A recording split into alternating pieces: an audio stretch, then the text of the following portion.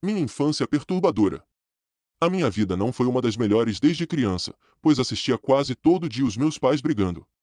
Muitas dessas brigas acabavam com a mamãe chamando a polícia, e o meu pai indo passar o final de semana preso. Fora os outros problemas, tinha que ver a minha mãe fazendo uso de substâncias erradas para tentar fugir um pouco da realidade na qual vivia, um casamento arranjado por causa de uma gravidez indesejada, eles faziam questão de falar isso em todas as vezes que brigavam. Apesar de algumas vezes ele falar que não queria ter tido filhos, o meu velho sempre chamou a minha atenção, não por ser um bosta ou um mau exemplo de pai de família. Era o seu comportamento estranho. Muitas vezes, quando a casa já está bem escura, e ele acreditava que todos estavam dormindo, então chegava em casa com alguns volumes nos quais trazia em cima de suas costas e levavam para o sótão. Essa é a parte interessante. Eu passei a minha infância, até a adolescência, logo antes de completar 18 anos e morar com os meus tios, acreditando que meu pai fosse um psicopata.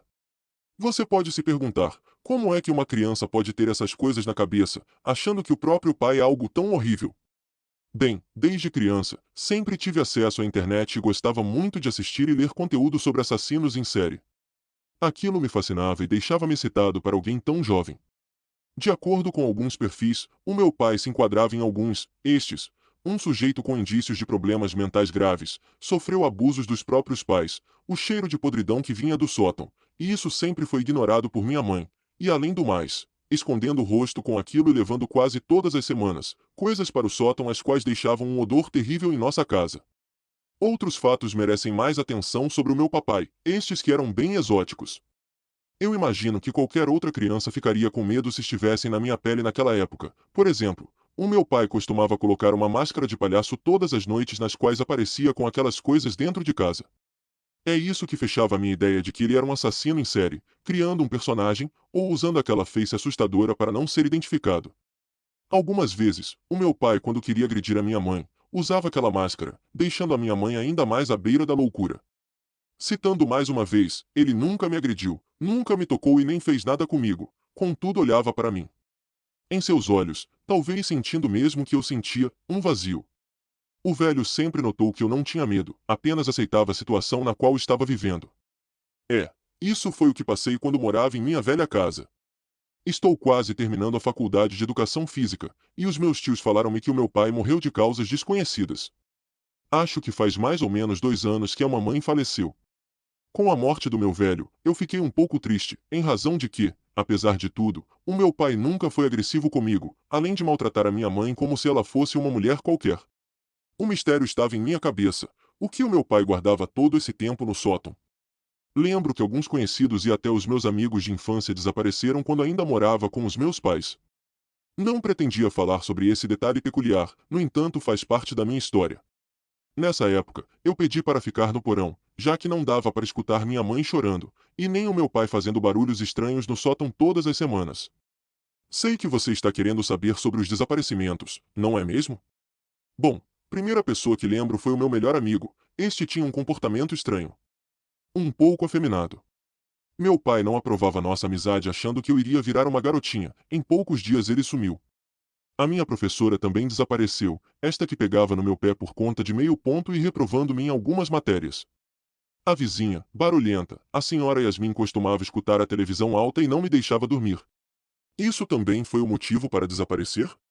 A última pessoa, se eu não estiver enganado, que desapareceu, foi a ex-namorada do meu pai. Esta que traiu ele, e sempre quando o velho estava agredindo a minha mãe, tratava ela como se fosse a sua velha namorada, chamando a minha progenitora pelo nome da sua ex. Quando perguntava o que o meu pai achava dos desaparecimentos misteriosos, ele sorria e constantemente dizia que eram coisas bobas, que ninguém iria sentir falta deles. Eu apenas concordava, com um sorriso no rosto e olhando para o meu velho pai, com a mesma aparência abatida olhando para mim. Como eu disse, faz pouco tempo que o meu pai havia morrido, e todo esse tempo, eu nunca entrei no sótão para saber o que ele fazia lá. Cheguei até a minha velha casa e fui em direção ao sótão, o qual estava trancado. Peguei as chaves e entrei, deparei com um lugar bizarro, estava cheio de corpos de animais, cachorros, veados e até filhotes de vacas. Eu reconheci todos os esqueletos. Tinha um velho computador daqueles antigos no local.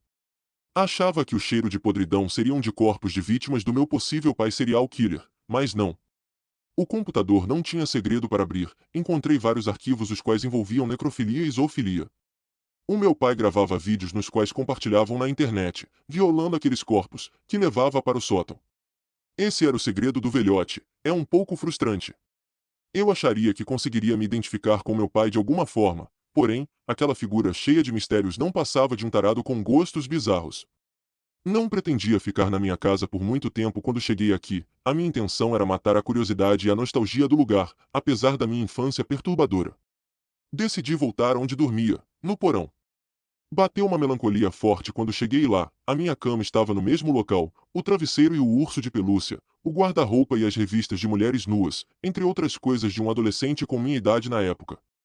Quando pisei no chão, senti aquela terra fofa e observei em cada lugar no qual eu enterrei as pessoas que matei. O meu melhor amigo, no canto à direita. A minha professora, próxima da minha cama. Minha vizinha, a garotinha da casa um pouco mais distante, enterrada embaixo do tapete o qual eu fazia os deveres da escola. Eu dormia todos os dias olhando para aquelas covas rasas, sentindo-me especial e poderoso. Pensando melhor, acho que ficarei em minha velha casa, e também, acredito que vários outros corpos deixaram o meu quarto mais aconchegante como já foi em minha infância.